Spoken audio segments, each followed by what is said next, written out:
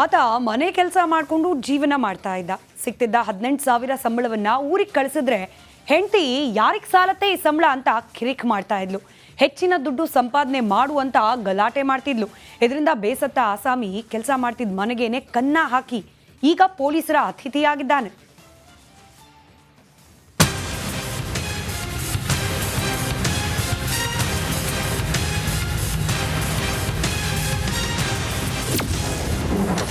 ಪತ್ನಿ ಕಾಟ, ಕಳ್ಳತನ ಕೇಳಿದ ಪತಿ, ಉಂಡ ಮನೆಗೆ ದ್ರೋಹ ಬಗೆದವ ಲಾಕ್.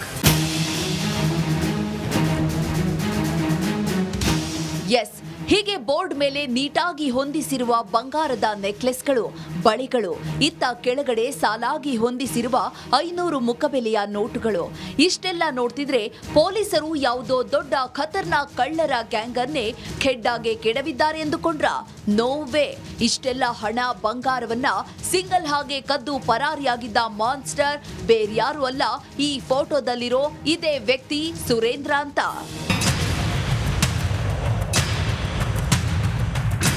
ಹೌದು, ಬಿಹಾರ ಮೂಲದ 29 ವರ್ಷದ ಸುರೇಂದರ್ ಕುಮಾರ್ ಬೆಂಗಳೂರಿಗೆ ಬಂದು ಬದುಕು ಕಟ್ಟಿಕೊಂಡಿದ್ದ. ದೊಡ್ಡನೆಕುಂದಿ ಬಳಿ ಇರುವ ಜೊನಾಶಾ ಪ್ಯಾರಡೈಸ್ನಲ್ಲಿರುವ ವಿಲ್ಲಾ ಒಂದರಲ್ಲಿ ಮನೆ ಕೆಲಸದವನಾಗಿ ಕೆಲಸ ಮಾಡ್ತಿದ್ದ. ಇದೇ ಮನೆಯ ಮೇಲ್ಭಾಗದಲ್ಲಿ ಉಳಿದುಕೊಳ್ಳಲು ರೂಮ್ ಕೂಡ ನೀಡಲಾಗಿತ್ತು. ಆದ್ರೆ ಆತನ ಪತ್ನಿ ನೀಡ್ತಿದ್ದ ಕಾಟಕ್ಕೆ ಅಡ್ಡದಾರಿ ಹಿಡಿದು ಬಿಟ್ಟಿದ್ದ.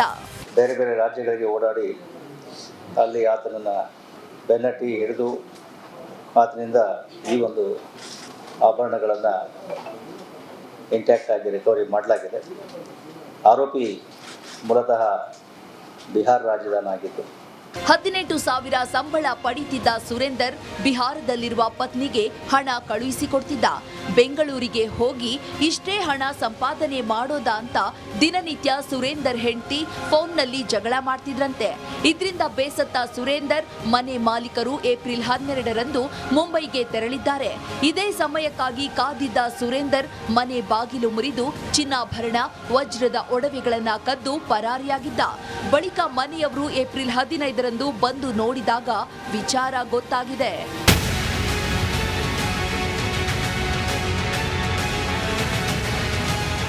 ಮಹದೇವಪುರ ಪೊಲೀಸ್ ಠಾಣೆಯಲ್ಲಿ ದೂರು ದಾಖಲಿಸಿಕೊಂಡು ತನಿಖೆಗೆ ಇಳಿದ ಪೊಲೀಸರು ಆಂಧ್ರ ಪ್ರದೇಶದಲ್ಲಿ ಆರೋಪಿಯನ್ನ ಬಂಧಿಸಿ 50 ಲಕ್ಷ ಮೌಲ್ಯದ 502 ಗ್ರಾಂ ಚಿನ್ನಾಭರಣ, 99.5 ಗ್ರಾಂ ವಜ್ರದ ಆಭರಣಗಳನ್ನು ವಶಕ್ಕೆ ಪಡೆದುಕೊಂಡಿದ್ದಾರೆ. ಪತ್ತೆ ಮಾಡಿರ್ತಕ್ಕಂಥ ಮಹದೇವಪುರ ಪೊಲೀಸರು ಒಟ್ಟು 50 ಲಕ್ಷ ಮೌಲ್ಯದ ಸುಮಾರು ಅರ್ಧ ಕೆಜಿಯಷ್ಟು ಚಿನ್ನಾಭರಣಗಳನ್ನು ಮತ್ತು 100 ಗ್ರಾಂನಷ್ಟು ಡೈಮಂಡ್ ಒಡವೆಗಳನ್ನು ವಶಪಡಿಸಿಕೊಂಡಿದ್ದಾರೆ. ಒಟ್ಟಾರೆ ಹೆಂಡತಿ ದುರಾಸೆಗೆ ತಿದ್ದಿ ಬುದ್ಧಿ ಹೇಳುವ ಬದಲು ಸುರೇಂದರ್ ಕಳ್ಳ ದಾರಿ ಹಿಡಿದಿದ್ದು ಸದ್ಯ ಉಂಡ ಮನೆಗೆ ದ್ರೋಹ ಬಗೆದ ತಪ್ಪಿಗೆ ಜೈಲು ಸೇರುವಂತಾಗಿದೆ. Nagaraj B Appasandra, crime bureau, Republic Kannada.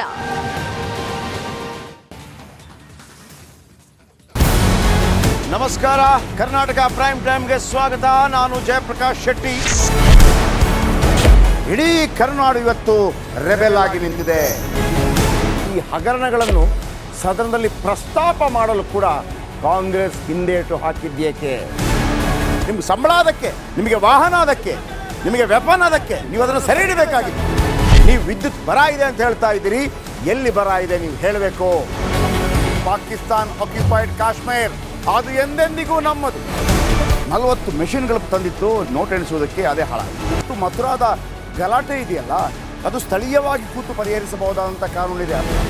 Guarantee ಯೋಜನೆಯಿಂದ ನಷ್ಟ ಆಗಿದೆ, ಲಾಭ ಆಗಿದೆ, ದಯವಿಟ್ಟು ಹೇಳಿ. Dawood Ibrahim most wanted criminal ಯಾವಾಗಾದ ಅಂದರೆ ಇಲ್ಲಿ ತನಕ ಭಾರತ ದೇಶದಲ್ಲಿ ಓರ್ವ ದಲಿತ ಪ್ರಧಾನಿಯಾದಂಥ ಇತಿಹಾಸವೇ ಇಲ್ಲ.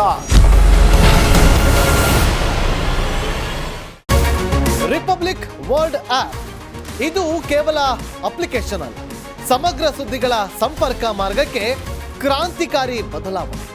ರಿಪಬ್ಲಿಕ್ ವರ್ಲ್ಡ್ ಆಪ್ ಕೇವಲ ಸುದ್ದಿ ಅಪ್ಲಿಕೇಶನ್ ಅನ್ನ ಪರಿಚಯ ಮಾಡ್ತಾ ಇಲ್ಲ, ಬದಲಾಗಿ ಡಿಜಿಟಲ್ ಸುದ್ದಿ ಬಳಕೆಯ ಹೊಸ ಯುಗಕ್ಕೆ ನಾಂದಿ ಹಾಡ್ತಾ ಇದೆ. ಇದೊಂದು ಬ್ರೇಕಿಂಗ್ ನ್ಯೂಸ್, ಪ್ರಭಾವಶಾಲಿ ಕಾರ್ಯಕ್ರಮಗಳಿಗೆ ಗಟ್ಟಿಯಾದ ವೇದಿಕೆ. ರಿಪಬ್ಲಿಕ್ ವರ್ಲ್ಡ್ ಅಪ್ಲಿಕೇಶನ್ ಈಗ ಲೈವ್ ಆಗಿದೆ. ಗೂಗಲ್ ಪ್ಲೇಸ್ಟೋರ್ ಮತ್ತು ಆಪಲ್ ಆಪ್ ಸ್ಟೋರ್ ಎರಡರಲ್ಲೂ ಲಭ್ಯವಿದೆ. ಈಗಲೇ ಡೌನ್ಲೋಡ್ ಮಾಡಿ.